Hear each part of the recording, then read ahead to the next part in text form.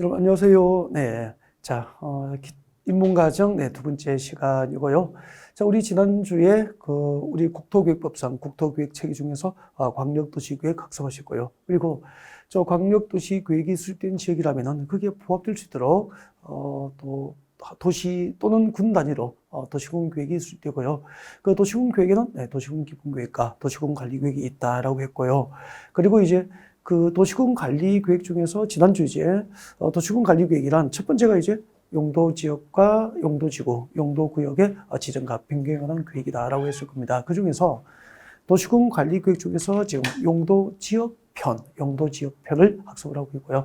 자, 지난주 이제 용도 지역의 의의라든지 그 다음에 또 용도 지역 종류 중에서 자, 우리 그 용도 지역이라는 것은 우리나라 국토 전부죠. 전 국토를 대상으로 도시 지역, 관리 지역, 농림지역, 자연환경 보전지역 이렇게 크게 네 가지로 용도 지역이 구분이 됐을 거예요. 그 중에서 대통령령으로 세분되는 게 두 개가 있죠. 뭐죠? 대통령령으로 세분되는 용도 지역이 도시지역과 관리지역이었고요. 자, 관리지역은 보전관리지역, 생산관리지역, 그리고 계획관리지역으로 세분된다. 아마 여기까지 지난주 진도 나왔어요. 자, 오늘은 이제 대통령령으로 세분되는 것. 자, 두 번째 이야기입니다. 도시지역. 도시지역의 세분부터 학습할 수 있도록 그렇게 준비하겠습니다. 네, 잠깐 보시면은, 자, 용도지역은 우리나라 국토 전부를 대상으로 합니다. 전 국토를 대상으로 한다라고 했었죠. 자, 서울처럼 인구와 산업이 밀집되어서 이미 개발했거나 앞으로 개발할 곳을 용도 지정하면은 도시지역이 됩니다. 도시지역이다라고 했었고요. 그 다음에 이제 도시지역 주변에 관리지역이 있습니다. 네, 관리지역. 서울이 있고 서울시 주변 용도지역은 관리지역. 네.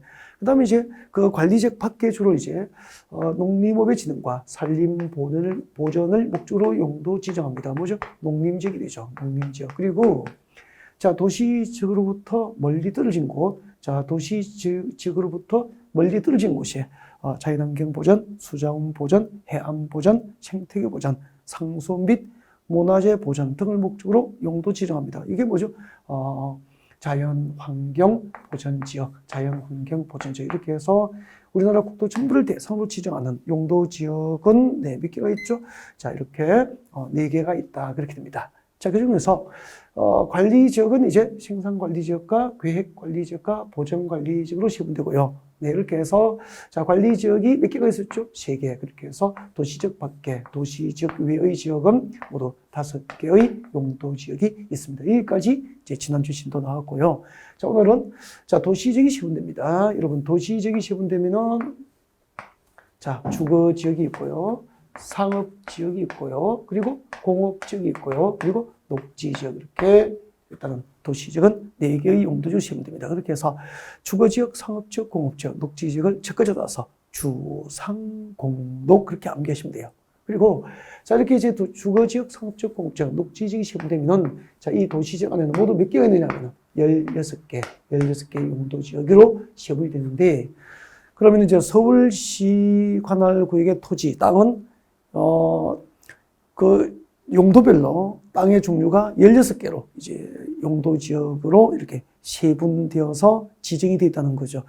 자, 도시지역 안에 땅의 종류가 다시 몇 개가 있죠? 16개 있는 거죠. 생각보다, 땅의 종류가 참 많구나. 그런 생각입니다. 자, 그러면은 이제 주거지역부터 이제 녹지지역까지 세분됐을 때 그 16개를 지금부터 하나하나 확실하게 학습을 할 수 있도록 준비해 보겠습니다. 여러분, 그 인문과정이나 1, 2월 기본 이론 과정이 아니면은 도시지역 16개를 제대로 배우는 경우가 별로 없어요. 그래서 어떤 문제가 생기냐면은 이제 이 부분을 제대로 학습하지 않으면은 자, 1년 동안 공인중개사 공부를 했어요. 하고 이제 일종 전용 주거지역이 무엇입니까? 라고 물으면은 책 보지 않으면 말할 수 없더라는 거죠. 그러면은 고객이 이제 전용 주거지역과 일반 주거지역의 차이가 무엇입니까? 라고 물었을 때 우리가 이제 신뢰할 수 있는 정확한 대답을 못 해드린다면은 여러분의 전문 지식을 고객은 신뢰하지 않을 것이고 10억짜리, 20억짜리 토지 계약이나 건축물 계약을 여러분과 하지 않으려고 하겠죠. 전문 지식에 대한 신뢰가 무너졌기 때문에. 자, 그러면은 자, 주거지역부터 같이 보겠습니다. 자, 주거지역이 세분되면 3개가 있습니다. 전용 주거지역이 있습니다. 전용 주거지역과 일반 주거지역과 그리고 이제 크게 준주거지역 이렇게 해서 주거지역 3개를 전용 주거지역 일반 주거지역 1, 준주거지역 준. 머리 글자 따서 전일준이 됩니다. 주거지역이 세 군데 어떻게 되죠? 전일준. 전용 주거지역과 일반 주거지역과 그리고 준주거지역이 있다. 그렇게 되고요. 전용 주거지역은 다시 1종 전용 주거지역과 그리고 2종 전용 주거지역이 세 분이 돼요.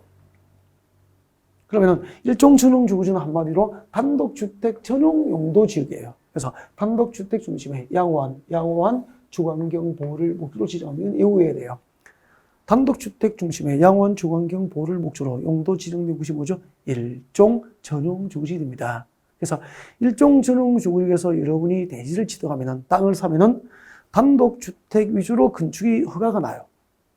이런 곳은 아파트, 공동주택은 허가가 나지 않는 땅이다. 그런 뜻이에요. 단독주택 중심의 양호한 주거환경 보호를 목표로 하겠다. 이게 목적이기 때문에 그 단독주택 중심의 양호한 주거환경을 해칠 수 있는 공동주택, 아파트라든지 뭐 이런 공동주택은 대부분 이제 허가가 안 된다라고 보면 됩니다. 일부 이제 가능한 경우도 있지만, 그다음에 이종 전용 주거지역은 공동주택이에요. 공동주택 중심의 양호한 주거환경 보호를 목적으로 하게 됩니다. 그래서 전용 주거지역은 양호한 주거환경 보호를 목적으로 하면 전용 주거지역이 돼요.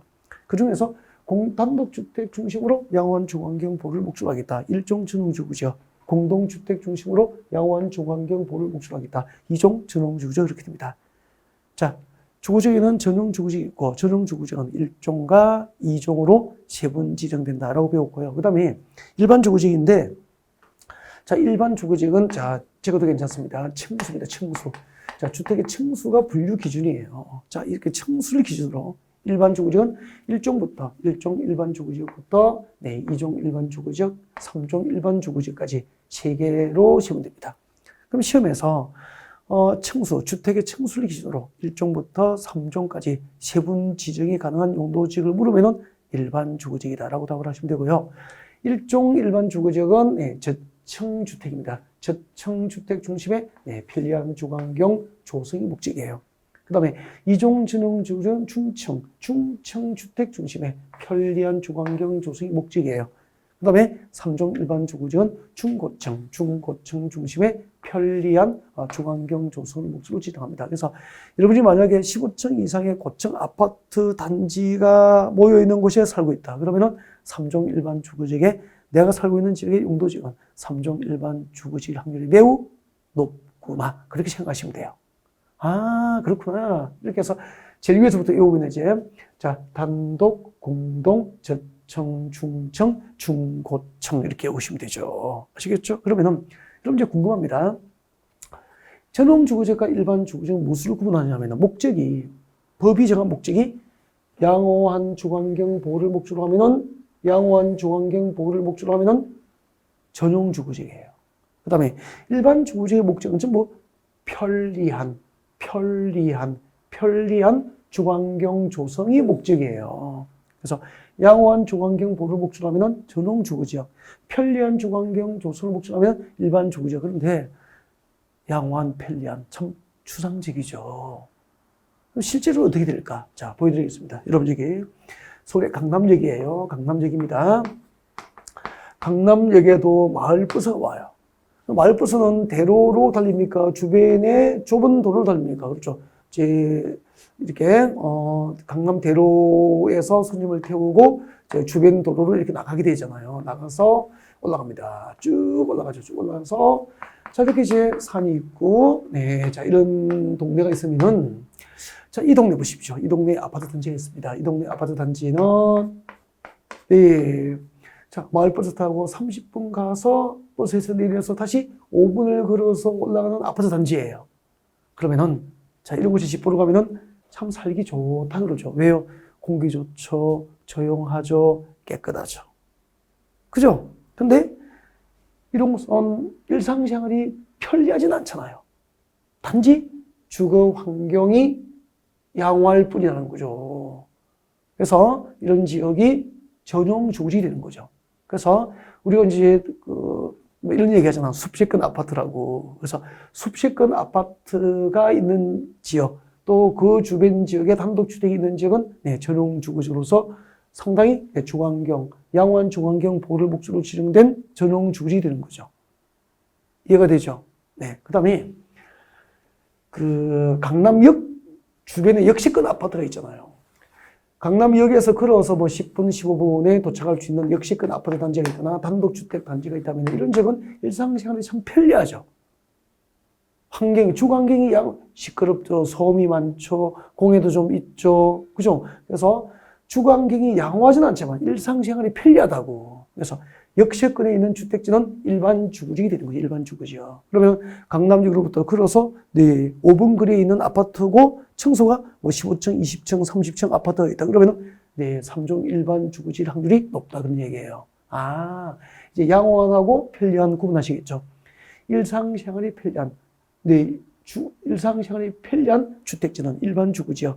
그리고 일상생활은 다소 불편하지만, 이렇게 자연적인 조건 등, 이렇게, 물리적인 주거환경이 양호한 지역은 전용 주거지역 이렇게 구분하는 거예요. 이해가 됐죠? 네. 자, 지금까지 일반 주거지역과 전용 주거지역을 설명드렸고요. 그 다음에 준주거지역입니다. 준주거지역은 기본적으로 주거 기능을 중심으로 합니다. 주거지이기 때문에 주거 기능을 중심으로 하기 때문에 단독주택이나 공동주택 건축이 가능해요. 그 다음에 거기에다가 주거 기능에 플러스 일부 기능이 부과가 됩니다. 자, 이렇게 주거 기능을 중심으로 하면서 일부 상업 기능과 업무 기능이 보완이 되죠. 그래서 주거 기능 플러스 상업과 업무 기능이 동시에 가능한 용도지역이 준주거지이기 때문에 6개의 주거지역 가운데서 부동산 개발업자 가장 좋아하는 땅은 준주거지역이 되는 거죠. 그러면 만약에 이제 수도권의 신도시 개발할 때 여러분이 적금을 5천만 원 타서 여윳돈 또 적금 5천만 원 타고 여윳돈 한 3천을 더하고 대출을 조금 받아서 1억 5천 정도의 택지를 분양받았어요. 수도권 신도시에. 용도지역이 일종 전용 주거지역이야. 거기는 단독주택 중심의 양호한 주거환경 보호 목적이기 때문에 여기는 상가라든지, 그죠? 그 다음에 일본 업무시설이라든지 공장을 지을 수 없고, 공동주택을 지을 수도 없고, 단독주택만 지어야 될 땅이기 때문에 그렇게 토지의 경제적 가치가 상승하지 않잖아요. 계약금 걸어 말아야죠. 근데 수도권의 신도시 지역에 적금 타고 대출 좀 받고 여윳돈을 투자해서 땅을 샀어. 그 지역이 준주거지역이야. 그럼 준주거지니까 주택을 지을 수도 있고 단독주택, 공동주택을 지을 수도 있고 상가나 업무용도의 빌딩까지 건축할 수 있기 때문에 토지를 제도적으로 이용할 수 있는 범위가 가장 넓어지죠. 그래서 준주거지에 걸리면은 땡큐.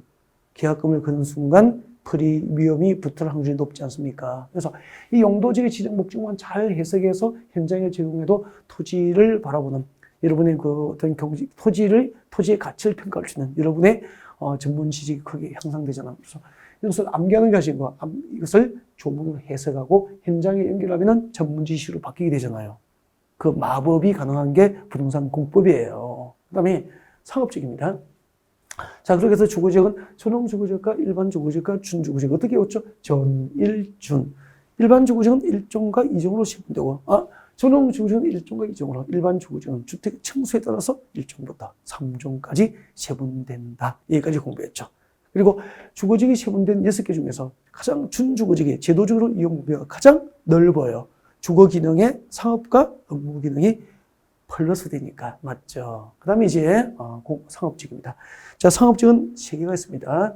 중심상업지역과 중심상업지역과 일반상업지역과 그리고 근린상업지역과 근린상업지역과 이렇게 해서 3개가 있죠. 하나 더 있어요. 유통상업지역이 있습니다. 유통상업지역은 화면을 올려야 있겠죠. 그래서 제가 화면을 좀 올려드릴까요? 한꺼번에 볼 수 있도록 해서 유통상업지역까지 4개의 상업지역이 존재하게 됩니다. 네.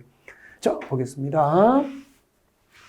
자, 칠판을 정리를 하면서 상업지역 4개입니다. 중심상업지역과 일반상업지역과 근린상업지역과 그리고 유통상업지역. 자, 마음속으로 같이 따라하죠. 자, 이렇게 해서 4개를 머리 걸쳐 따서 이옵니다. 중, 근, 유 이렇게 오면 재미가 없죠. 그래서 충청도 버전으로 암기할 거예요. 중일근이유 이렇게 아버지 돌리러 가유 중일근이유 이렇게 중심상업지역과 일반상업지역과 근린상업지역과 유통상업지역 이렇게 4개로 세분되는데 중심상업지역 이름 꼭 외워야 됩니다. 도심과 부도심이에요. 이걸 외우셔야 돼요. 도심과 부도심에 위치하고 있는 상업지역은 뭐죠? 중심 상업지역. 그러면 여러분 강남역 주변 지역은 도심이죠. 강남 역세권, 역 주변 지역은 도심이잖아요. 중심 상업지역이에요. 그래서 도심과 부도심의 상업이나 업무 기능 확충을 목적으로 진행하면 중심 상업지이기 때문에 중심 상업지는 어디에 있죠? 도심과 부도심의 상권이 형성된 지역은 중심 상업지이다라고 보면 돼요. 그래서 중심 상업지역에서 꼭 기억해야 될 핵심 키워드는 도심과 부도심, 도심과 부도심의 상권은 중심 상업지이다라고 보시면 됩니다. 아셨죠? 네. 자, 그다음에 일반 상업지역은 조금 이따 해요. 네, 일반 상업지역은 조금 이따 해요. 자, 근린 상업지역입니다. 근린 상업지역에서 근자가 뭐죠? 한자로 하면 가까울 근자입니다. 어디에? 주택지에 가까운 곳이에요. 그러면 근린, 리도 뭐죠? 인접할 인자죠. 그래서 주택가 인근 지역을 근린 지역이라 그래. 주택가 가까운 곳. 자, 이 주택가 주변에 상업지역이니까 주택가 인근 지역을 뭐라고 하죠? 근린 지역. 그래서 근린 지역에서 일상생활용품이나 서비스 공급을 목적으로 진행하면 근린 상업지이기 때문에 해석하면은 주택가 인근에 작은 소매 시장 있죠. 그 엄마들이 저녁 준비를 위해서 잠깐 다녀올 수 있는 동네 그 시장이 마트도 있고 빵집도 있고 그죠? 채소 가게도 있고 기름집도 있고 뭐 참기름집도 있고 방앗간도 있고 뭐 떡집도 있고 이런 곳이 근린 상업지역이에요. 그래서 근린 상업지역은 주택가 인근지역, 근린 지역에서 일상생활용품이나 서비스 공급을 목적으로 하기 때문에 적으십시오. 예를 들면은 주택가 인근에 소매시장이 위치한 곳, 주택가 인근에 소매시장이 위치한 곳은 근린 상업지역이다라고 기억하시면 되잖아요. 그래서 근린 상업지역의 핵심은 소매시장, 주택가 인근에 소매시장이 위치한 곳은 근린 상업지다. 그러면은 이런 마을을 상상해 보십시오. 우리 엄마들이 저녁 준비를 위해서 이렇게 유모차 밀고 잠깐 다녀올 수 있는 곳, 그 지역은 근린 상업지이다. 그렇게 보시면 돼요. 그다음에 유통상업지이죠. 유통상업지는 도시 안에서 서울 시내에서 그죠? 지역 간이니까 서울, 부산, 서울, 대전, 서울, 광주 이렇게 도시 안에서 혹은 지역 간 유통 기능 증진을 위해 목적으로 지정된 상업지이기 때문에 서울시내 도시 안에서 혹은 지역 간의 유통 기능 증진을 목적으로 합니다. 뭐죠? 도매죠, 도매. 그래서 대규모, 예를 들면 유통상업지는 대규모 도매시장이죠. 대규모 도매시장, 대규모 도매시장에 위치한 곳이 유통상업지이 되는 거예요. 그러면 서울의 이제 대표로 도매시장, 광장시장이라든지 남대문 시장이라든지 동대문 상가가 있는 거 이런 곳은 서울 시내에서 혹은 서울, 부산, 서울, 대전, 서울, 광주 뭐 이렇게 서울, 대구 지역 간 유통 기능을 담당하는 대규모 도매시장이 위치한 곳 이런 것이 곧 유통 상업지이 되는 거죠. 그럼 우리 상식으로 유통 상업지는 대규모 도매시장이 위치한 곳을 의미합니다라고 했으니까 여러분 남대문 시장 안에 아파트 단지가 들어갈 수 있을까 없을까? 없죠. 그래서 다음 중 아파트 근처에 허용되지 않는 용도지역은 시험 그렇게 나왔었잖아요. 정답 유통 상업지역이 정답이 될 수 있는 거잖아요. 그런데 그럼 이제 중심상업지역은 도심과 부도심의 상권이 형성된 곳이잖아요. 유통상업지역은 대규모 도매시장이 위치한 곳이잖아요. 근린상업지역은 주택가 인근의 작은 소매시장이잖아요. 특징이 있어. 근데 일반 상업지역은 얼마나 특징이 없으면 일반적인 상업과 업무 기능을 담당한다고 해요. 일반적인 상업과 업무 기능 담당을 목적으로 진행되는 일반 상업지역 특징이 없어. 그러면 일반 상업지역은 소매시장도 아니고 도매시장도 아니고 그리고 도심과 부도심의 상권이 형성된 것도 아니라는 이야기잖아요. 그러면은 우리 그 강남역에서 보십시오. 강남역에서 스쳐역까지. 자, 이렇게 이제 강남역에서 스쳐역까지 이제 지상에 이렇게 도로가 있잖아요. 그 도로 주변에 강남역에서 스쳐역까지 도로 주변에 주택입니까? 전부 상가입니까? 도로 주변에 전부 상권이 형성돼 있죠. 상가가 있잖아요. 근데 이게 소매시장도 도매시장도 도심도 부도심도 아니잖아요. 이런 지역이 일반 상업지역이 되는 거예요. 그러면 대체로 일반 상업지역은 모이고 흩어지는 곳입니까? 지나가는 곳입니까? 지나가는 곳이기 때문에 일반 상업지역은 대체로 상권이 좋지 않다라고 보시면 돼요. 그래서 이제 뭐 3대를 거쳐서 뭐 많은 사람이 알고 있는 뭐 많은 단골을 가지고 있는 식당이라든지 그리고 꼭 필요한 사람은 찾아갈 수밖에 없는 어떤 특수한 이렇게 특별한 물건을, 희소가치 있는 물건을 취급하는 상가라든지 이런 것이 아니면은 성공하기 쉽지 않은 상권이다라고 볼 수 있는 거예요. 아, 그렇구나. 일반 상업적이에요. 자, 4개의 상업적을 설명드렸습니다. 중심 상업적과 일반 상업적과 근린 상업적과 유통 상업적. 어떻게 보죠? 중일근이요. 중심 상업적, 일반 상업적, 근린 상업적, 유통 상업적, 중일근이요. 충청도 버전으로 암기하시라고 했고요. 그리고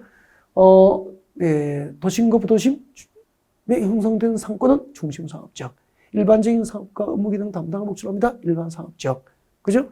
주택가 인근 지역에서 작은 소매 시장이 위치하고 있습니다. 근린 상업적. 그리고 대규모 도매 시장이 위치한 곳. 동대문 상가나 명동시장, 그리고 남대문 상가, 이런 곳이 바로, 유통상업지역입니다. 라고 설명드렸습니다. 그 다음에 이제 공업지역이죠. 공업지역은 3개가 있습니다. 공업지역 3개는, 자, 전용공업지역과 일반 공업지역과 중공업지역, 이렇게 해서 전일준, 주거지역과 똑같습니다. 주거지역, 전일준, 상업지역, 중일근이에요. 그리고 공업지역, 전일준, 그렇게 됩니다. 자, 전용공업지역은 주로 중화공업과 공해성 공업이죠. 공해성 공업 수용이 핵심 키워드예요. 미칠 것이십시오. 공해성 공업 수용을 목적으로 해서 공해를 배출한 공장을 한 곳이 모을 거야 라고 지정한 곳이 전용공업지역이에요. 네. 옛날에 이제 서울의 구로공단이라든지, 그리고 이제 구로공단은 공해를 배출하는 공장이 많았기 때문에 어디로 갔죠? 바늘공단, 시화공단, 즉 안산 쪽으로 대부분 내보냈죠. 그래서 안산이 수도권 제1의 공업도시로 부상하게 됩니다. 자, 그런 것이 이제 전용공업지역이 되는 거죠. 그래서 전용공업지, 우리 공해를 상징하는 게 공장의 굴뚝이죠. 그래서 공장의 굴뚝이 많이 보이는 공단은 전용공업지로 보시면 돼요. 공해를 배출하는 공장만 한 곳에 모았다. 전용공업지역. 그렇게 됩니다. 그 다음에 일반 공업지역은 환경을 저해하지 않은 공업이니까 무공해잖아요. 환경을 저해하지 않은 공업 배치, 이게 이제 키워드죠. 그래서 전용공업지역은 공해성 공장을 수용, 일반 공업지역은 공해를 배출하지 않는 공장을 수용, 그렇게 이해하시면 돼요. 그 다음에 전용공업지역과 일반 공업지역은 전부 공장을 수용합니다. 공장 건축이 목적이기 때문에 전용공업지역과 일반 공업지역은 주로 아파트와 같은 공동주택과 같은 주택의 건축은 급도로 제한되고 있다는 것을 알 수 있게 됩니다. 알겠죠? 네. 주택의 건축이 제한되거나, 그 다음에 이제 중공업지역이죠. 중공업지역은 경공업, 그 밖에 이제 공업을 수용하되, 경공업 수용을 합니다. 작은 이제 중소규모 공장을 수용하되, 거기에, 주거 기능과 상업 기능과 업무 기능이 펄려서 보완이 됩니다. 그래서 그 도시지역이 세분된 16개 중에서 제도적으로 이용 범위가 가장 넓은 게 중공업지역이에요. 진짜 좋은 땅이에요. 그래서 수도권의 신도시 개발지역, 산업단지 개발지역에서 공장 용지를 분양받았는데 중공업소로 지정되면 완전 땡큐죠. 공장 지을 수 있잖아요. 그리고 주택을 지을 수도 있습니다. 그리고 상가나, 그리고 업무용도의 빌딩까지 지을 수 있기 때문에 부동산 개발업자가 가장 좋아하는 땅, 준주거지역과 중공업지역이다. 그렇게 보시면 됩니다. 아, 정말 좋은 땅, 중공업지역이에요. 투자 가치를 따졌을 때. 네. 그 다음에 이제 녹지지역이 3개가 있습니다. 녹지지역이 상당히 좀 어려워요. 그러니까 이걸 이제 기본이 안 되면은 나중에 가서 계속 이제 그 사상도가 단순 암기만 하게 돼요. 제도적인 이해가 없이 이제 공법이 힘들어지게 되는 거죠. 자, 그러면 녹지적 세계 오늘 완전 정복할 수 있도록 제가 준비해 드리겠습니다. 녹지적 세계 봐주실까요? 자, 녹지적은 보전 녹지적과 생산 녹지적과 그리고 자연 녹지적, 보생자. 그러면 주거지역은 전, 일, 준. 상업지역은 중일, 근유. 공업지역도 전, 일, 준. 전용주거지역, 전용공업지역과 일반 공업지역, 그리고 중공업지역, 전, 일, 준. 녹지적은 보생자. 여기까지 하면은, 모두 12개의 용도지역을, 도시지역이 세분된 16개의 용도지역을 전부 한 거예요.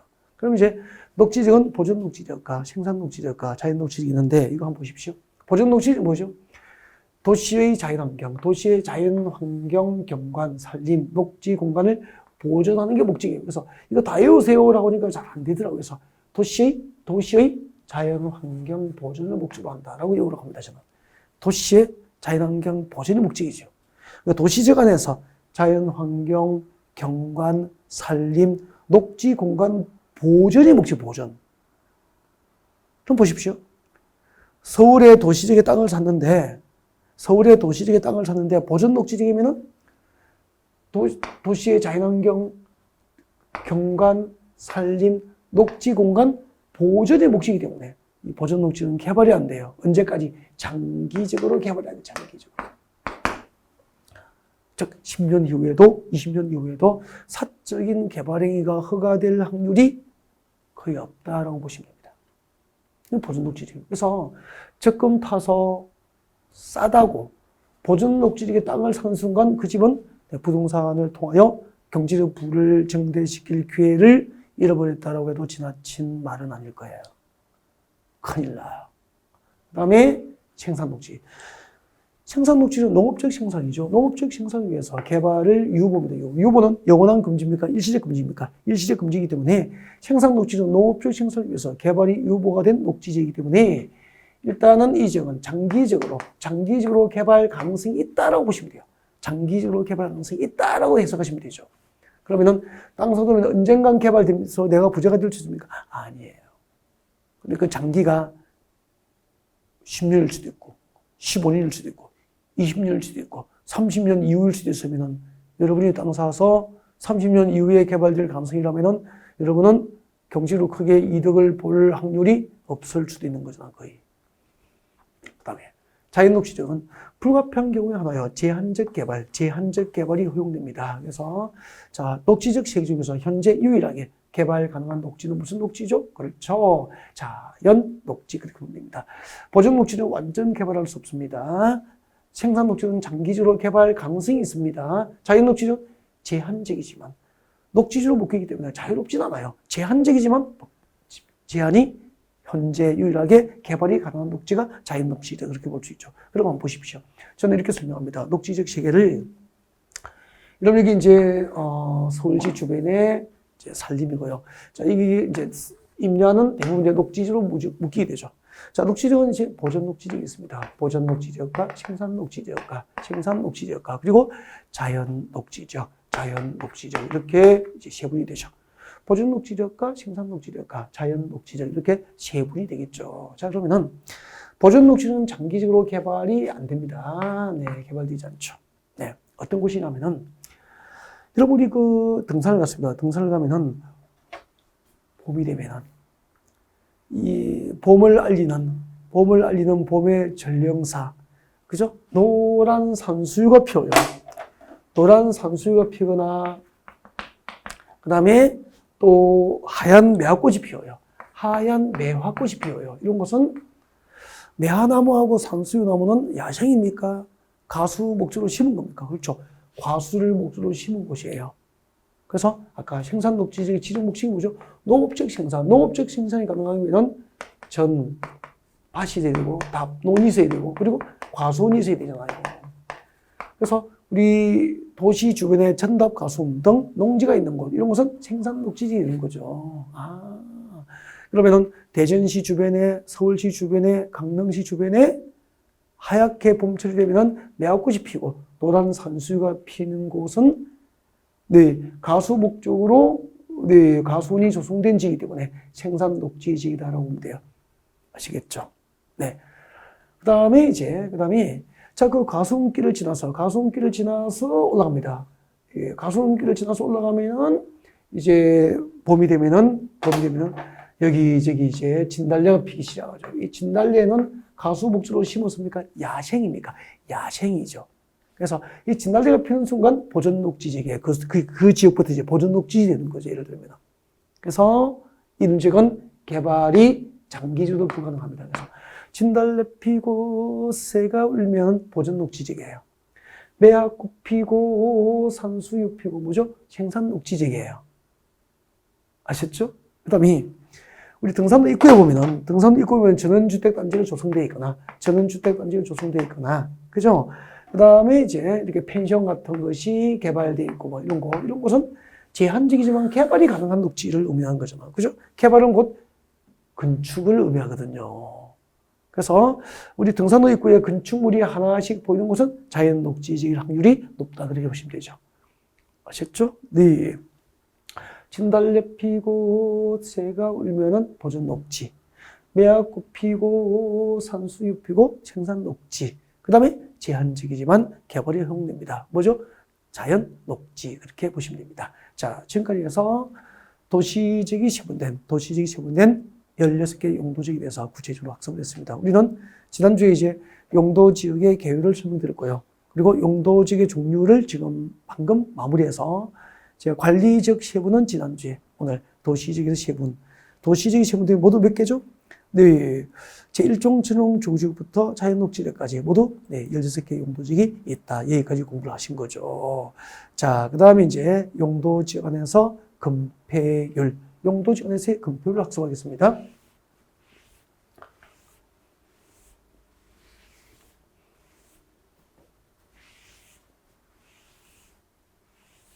용도지역 안의 금폐율이에요.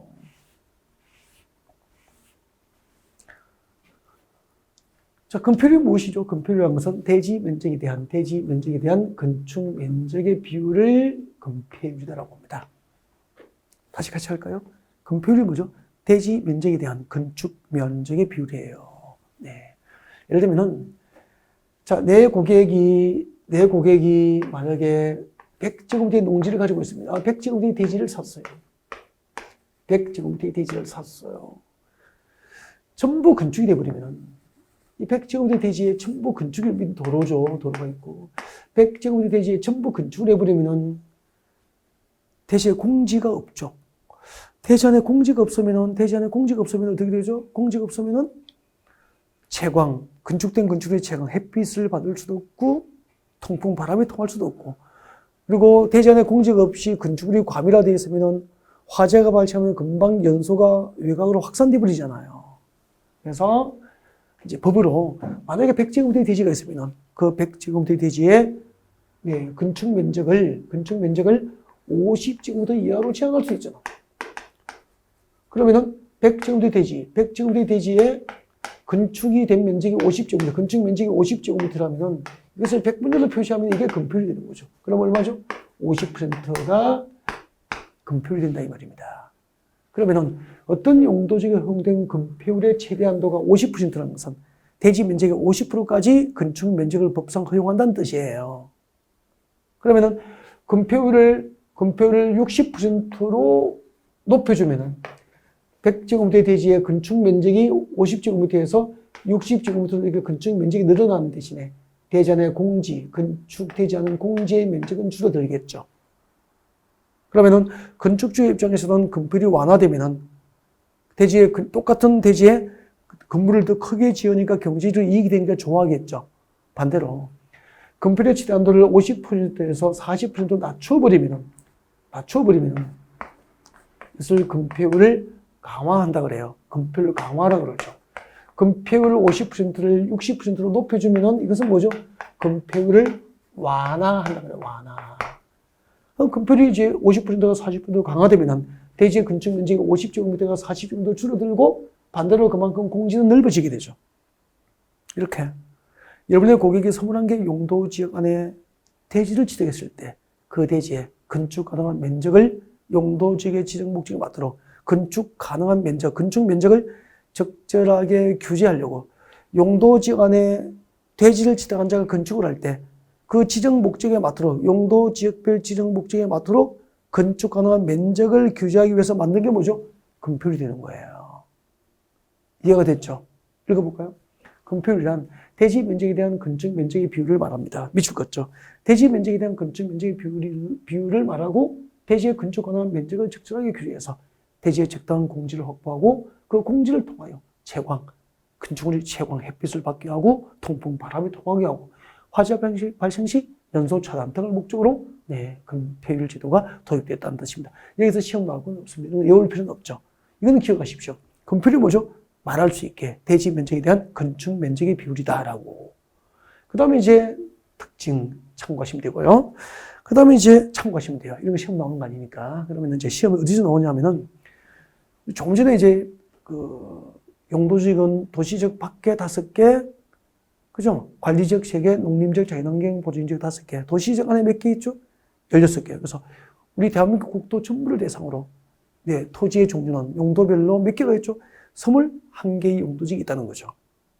그러면은 내 고객이 어떤 용도지 땅을 샀을 때, 어떤 용도지 땅을 샀을 때 건축 가능한 면적이 몇 평인지, 몇 제곱미터인지를 알기 위해서는 그 용도지가 허용된 건폐율의 최대 한도를 아셔야 되겠죠.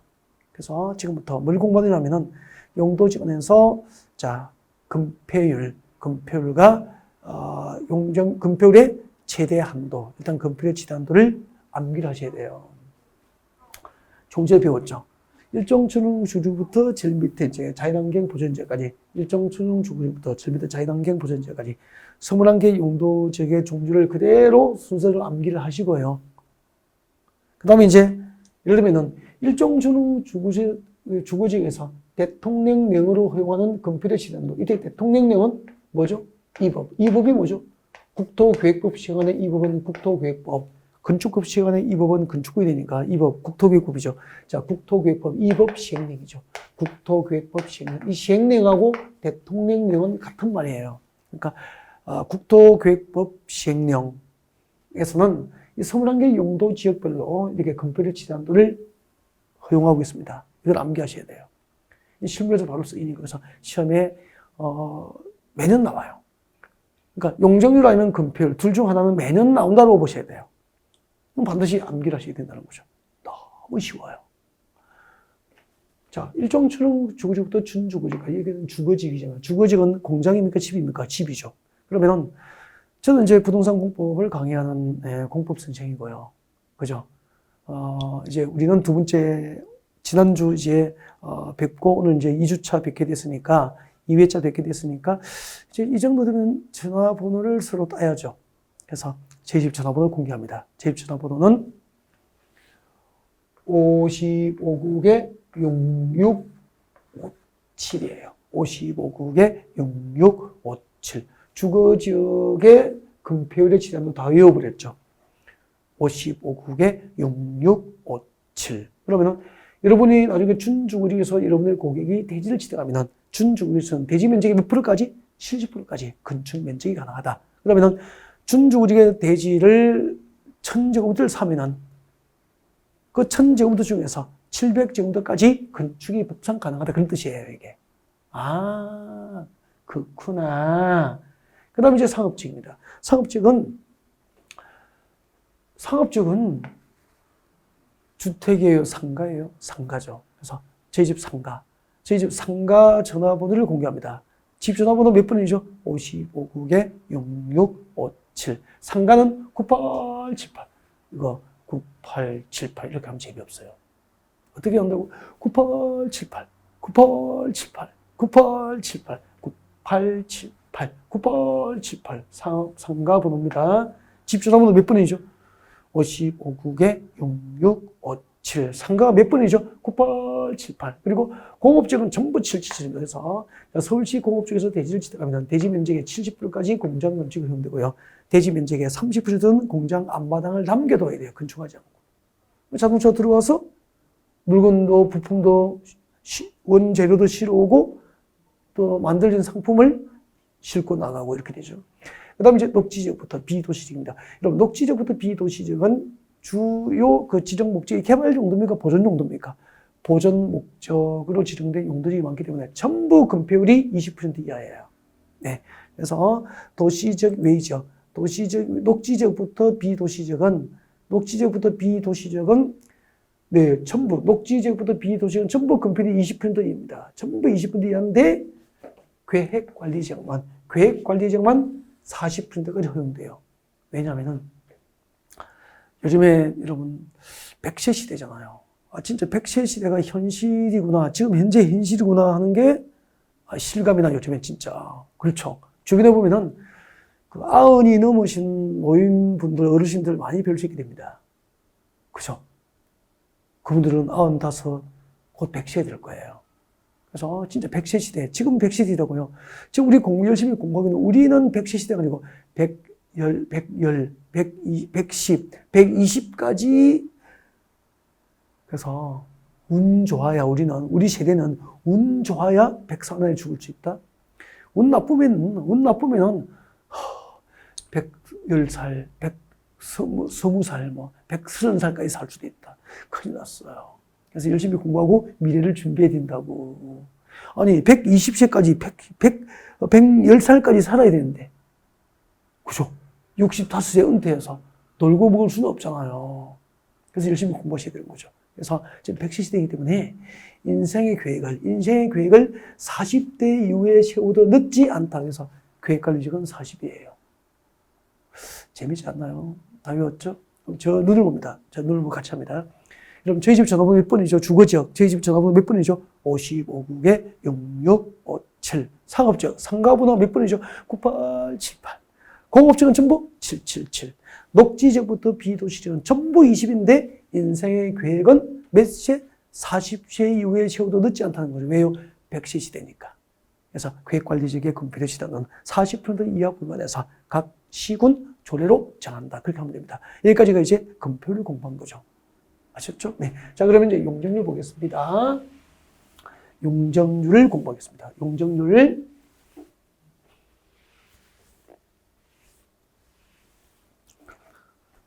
자, 용적률을 보겠습니다. 용적률은 다시 이제, 자, 보겠습니다. 용적률. 금표율이 뭐죠? 대지 면적에 대한 건축 면적의 비율이 금표율이고요. 용적률은 대지 면적에 대한 연면적 비율을 용적률로 봅니다. 연면적이 뭘까? 연면적을 적어놨죠. 연면적이란 하나의 건축물의 각 층별 바닥 면적의 합계예요. 다만 용적률 산정할 때 연면적에는 지하층 면적과 지상층의 주차장 면적과 경사진 지붕의 대피 공간이나 초층 건축물의 피난 언저구역 면적은 제외가 되는 거 암기하셔야 돼요. 언제? 지금. 그러면은 용적률 설명하겠습니다. 한번 봐주세요. 여러분 여기 자 건물이 있습니다. 여기 건물이 있어요. 건물이 있는데요. 자 이렇게 지하층이 3개층이에요. 지하층이 3개층이고 지상층이 하나, 둘, 셋, 넷, 다섯, 6개 층이에요. 그러면은 한 층의 바닥 면적이 100제곱미터로 층별 바닥 면적이 100제곱미터로 전부 동일하다면은 지하층이 3개층이니까 지하층의 바닥 면적이 얼마죠? 300제곱미터입니다. 그리고 지상층이 6개 층이니까 층별 바닥 면적이 얼마죠? 600입니다. 그렇게 해서 이 건축물의 연면적은 얼마죠? 900제곱미터가 되는 거죠. 이렇게 하나의 건축물, 한 개의 건축물, 하나의 건축물의 각 층별 바닥 면적을 합한 게 뭐죠? 연면적이 되는 거야. 아셨죠? 네. 용적률 산정할 때, 용적률 산정 시 연면적에는 지하층 면적이 포함됩니까? 제외됩니까? 제외되니까. 이 건축물의 연면적은 900제곱미터가 원칙인데, 용적률 산정할 때는 지하층 면적을 제외하고 600제곱미터가 이 건축물의 연면적이 되는 거죠.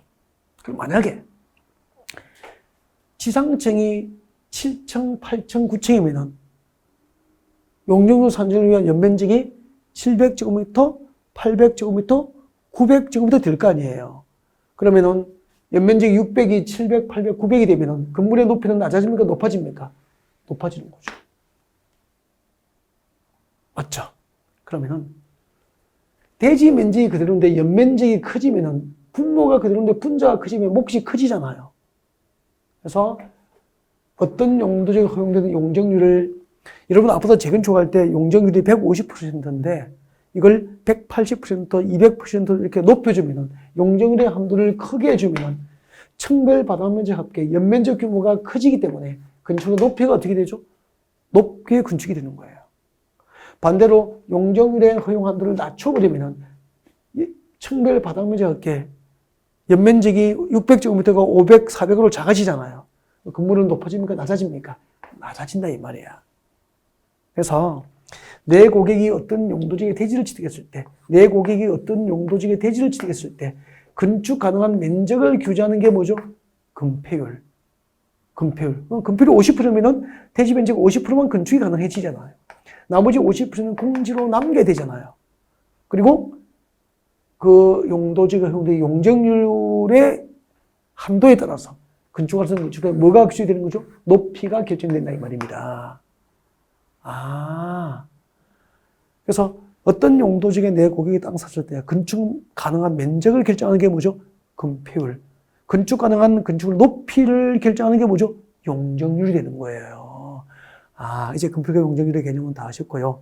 아까 21개 용도지역별 건폐율 지단도와 똑같이 21개 용도지역별 용적률 지단도를 암기를 하셔야 됩니다. 그래서 자, 21개 용도지역별 용적률 지단도 암기를 하도록 가르쳐 드릴게요. 봐요. 자, 대통령령으로 활용하는 국토계획법 시행령에서 활용하는 건폐율의 지단도 잠시 전에 암기했고요. 용적률입니다. 용적률은 주거지금 100으로 시작해요. 일종 전용 주택 땅 사면은 층별 바닥면 잡기가 대지 면적의 딱 한 배를 허용한다 이 말입니다. 알겠죠? 네. 그 다음에 이종 전용 주거지금 52층가 150이에요. 일종 일반 주거지금 또 52층가에서 200이에요. 50시층 거예요. 여기까지 어떻게 보죠? 주거지역의 용적률 지단은 100으로 시작해서 50시층 가다가 준주거지역만 500 이렇게 하면 되잖아요. 주거지역은 100으로 시작해서 50시층가, 준주거지역은 500 그렇게 오시고 그 다음에 중심상업지역은 도심과 부도심이죠. 그런 중심상업지역은 도심이니까 이게 중심상업지역이에요. 그 다음에 이제 그 외곽에 주로 일반 상업지역이 위치합니다. 일반 상업지역 대체로 그렇다는 거죠. 그 다음에 뭐죠? 유통상업지역 위치합니다. 유통상업지역. 그리고 가장 외곽에 주택가 인근 지역에서 일상생활용품이나 서비스 공급을 목적으로 합니다. 뭐죠? 네, 걸린 상업지역이 되는 거죠. 그러면은 도심은 건물이 높죠. 그래서 중심상업지역은 용적률을 허용한도가 1,500이에요. 중심상업지역 용적률을 허용한도가 1,500이에요. 근데 외곽으로 나가면서 건물이 낮아지잖아, 도심으로부터. 우리 도심에서 외곽 쪽으로 나가면 건물이 낮아지죠. 그 말은 용적률의 허용한도가 낮아지기 때문이죠. 얼마씩 낮추면 되죠? 한 단계 나갈 때마다 200씩 낮추면 돼요. 그래서 일반 상업지역 용적률 지단은 1300%까지, 유통상업지역은 1100, 근린상업지역은 900 이런 순서가 됩니다. 이거 상업지역 암기하는 방법 가르쳐드렸죠. 유통상업지역에 4개. 그 다음에 공업지역은 300으로 시작해서 50씩 증가합니다. 끝. 다 외웠네요. 주거지역은 100으로 시작해서 50 증가, 준주거지역은 500. 상업지역은 중심 상업지역이 1500. 외곽으로 나가면서 50, 200씩 감한다, 줄인다. 그 다음에 공업지역은 300으로 시작해서 50씩 증가합니다. 그리고 녹지지역은 80, 100, 100, 80, 100, 100. 그리고 도시지역밖에, 비도시지역은 전부 80이죠. 대지 면적의 0.8배의 건축 연면적을 허용한다는 뜻이거든요. 근데 계획관리지역은 100세 시대이기 때문에 인생의 계획은 40대 이후에 쉬어도 늦지 않다 그렇게 오잖아요. 그래서 계획관리지역은 건폐율 지단도 40%, 용적률 100% 이하 불과해서 각 시군별로 조례를 정할 수 있다 그렇게 하시면 되죠. 자, 지금까지 21개 용도지역별 건폐율과 용적률의 최대 한도까지 전부 강의를 드렸습니다. 네. 이번 시간은 여기까지예요.